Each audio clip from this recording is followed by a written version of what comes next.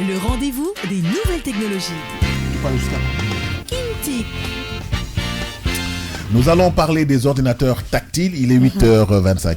Voilà. Tata Maïté, à toi l'antenne. Alors, tonton Al, je pense que ça va continuer de lancer ou déjà. Matériel de bureau. Matériel de bureau. Voilà, c'est des matériels de travail. De plus en plus, les gens l'utilisent. Vous voyez que dans bureau, il y a un ordinateur fixe.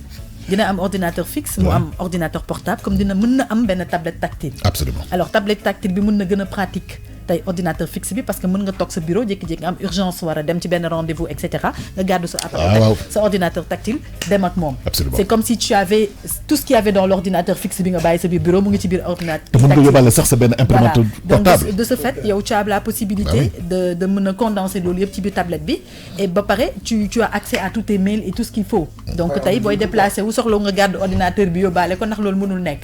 Donc appareil tactile boobu noonu moo lay permettre nga mën a yóbbu ko. Donc de plus en plus quand tu remarques, non seulement pour un gain d'espace, les tactiles sont beaucoup plus pratiques parce que voilà, ils sont petits, ils sont en plus, pareil, c'est maniable. Tu mën nga liggéey sa bureau yóbbu sa kër. Voilà, mën nga liggéey ak moom sa bureau, mën nga ko yóbbu sa biir kër, yow yaay seet. Alors ce qu'il y a de plus nouveau mooy maanaam tey matériel de bureau yi nga xam ne nit ñi soxla nañ ko. Xam nga tey am na ñoo xam ne sax seen téléphone yi rek ay kii lañ. Ay ordinateur lañ parce que ci ngay defee say mail, ci ngay defee say lépp, ci ngay bon après ay ordinateur lañ. Après la différence bi mooy peut-être taille image bi ngay am ak genre yooyu noonu, mais tu peux faire tes factures à partir de ton téléphone.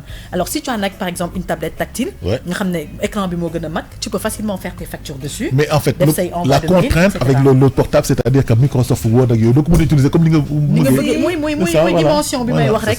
Alors que quand tu as une tablette par exemple qui a une certaine comme gisoon nañ fi tablette Apple yeeg tablette Windows yeeg ñoom seen yi nga xam ne am na format bu nekk yooyu tu peux faire ta facture à l'intérieur, tu installes juste les logiciels nga tapé sa facture maanaam à distance foo munti ne ci biir oto foo munti nekk tu peux faire ta facture et l'envoyer à temps réel et scanner ta signature mettre ça dessus. Tu ne perds pas de temps dara du la ci fekk tu peux tout faire dessus, tu peux même faire des scans lépp mën nga ko defaale à travers les téléphones tactiles.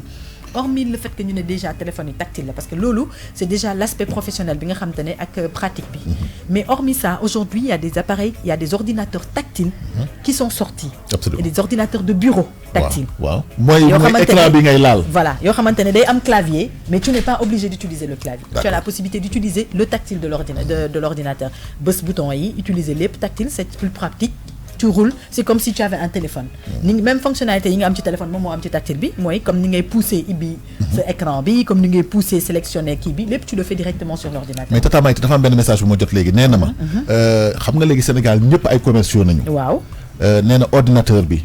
est-ce que y a un système d'imprimante miniature. ak lan la ñu soxla exactement pour mën a liggéey tout en étant mobile. Alors. tey par exemple dernière question. Par exemple sur un téléphone. tey ñëpp xam nañ ne léegi téléphone portable yi si tu vas dans Google Play sur Play Store wala nga dem ci Apple Store. tu as des fonctionnalités des applications qui sont installées. Ok tey tu as l'application Scan. bi nga xam te ne mu ngi ci biir.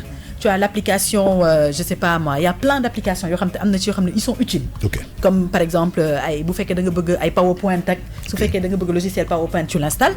Si tu veux Word, si tu veux Sari, si tu veux tout ce que tu veux tu peux l'installer sur ton téléphone. Et c'est des logiciels que tu ouvres tant que tu as la connexion. Tu as la possibilité d'y accéder. Et il y a des logiciels yoo xam ne sax il y a pas besoin de connexion. Ce sont des logiciels, des applications yoo xam te ne da nga koy installer soxlawul connexion ou pas connexion tu ouvres ces applications. mooy par exemple ay Windows yeeg Microsoft yi mooy Microsoft yeeg PowerPoint yeeg yooyu. alors mais d'habitude sax yooyu day doon yoo xamante ne kenn du ko installer dafay judduwaale. voilà mën na ñëwaale ci téléphone bi comme mën boo ko amulee sa téléphone tu peux toujours l'installer à travers ces applications. Mais li nga xamante ne moo gën a mooy nouveauté bi am scan bi. Il y a une application scan boo xamante ne boo ko defee yow booy génn comme par exemple nga yàkkamti tu as besoin de la facture nga war ko envoyer wala nga war ko kii ba ngay génn da ngay ne correct scanner ko. waaw boo ko scanner pare nga ci dégg ci mooy maanaam feuille bi da nga koy teg ni nga signé ba pare. tu scannes boo scanner loolu da nga koy envoyer directement. Absolument. Comme si tu veux modifier il y a une application boo xam ne boo ko installé da lay permettre nga modifier facture bi. Comme par exemple mu nekk PDF. am nga tey am na Windows yoo xam te ne mun na la permettre nga jëlee ay PDF def ko Word. Absolument. Modifier ba pare delloowaat ko PDF envoyé. Après moom mu imprimer ko en couleur. Après mu nga imprimer ko à distance. Tu peux même relier ton ordinateur à une imprimante externe. Ok. am na benn application boo xam ne boo ko installé foo munti dem bu fa amee imprimante rek yow da ngay connecté imprimante bi ak sa téléphone. donc da ngay jëlee facture bu fekkee da nga soxla sa facture bi en papier wala muy sa papier passeport bu nga scanné wala muy sa carte d'identité boo scanné. Tu veux imprimer, da ngay connecter juste imprimante bi parce que léegi imprimante yëpp presque c'est-à-dire imprimante wifi. Absolument. Ils sont connectés à distance. Donc da nga koy connecter si sa portable nga bës impression automatiquement mu dem ci ordinateur ci kii bi imprimante bi nga génnee produit bi. même que ñi nga xamante bon j'espère qu'on a ay Apple mënuñoo def ay transfert par Bluetooth da ngay tiimale ordinateur bi rek. scanner li nga bëgg son yëpp. voilà son léegi j'espère que on a répondu à votre question il est possible parce que ñun ñëpp ay dañu dox rek de ordinateur ngay yore sa benn imprimante bu ndaw scanner document wala application yëpp ngeen soxla ngeen mën leen liggéey foo leen mënti nekk ci àdduna. léegi moom ku ne man sama facture yi jot mënuma kaa yónnee wala genre yooyu noonu. loolu yëpp tafale la parce que nos téléphones maintenant ils sont assez performants assez d'applications pour que nga mën a liggéey à distance. tu restes chez toi tu travailles avec juste le portable. absolument saxatuma la nag nga am benn tablette wala nga am benn ordinateur tactile boo xamante ne c'est transportable. soyez moderne. Saliou nekk nañu ñaari minutes ci sa kii man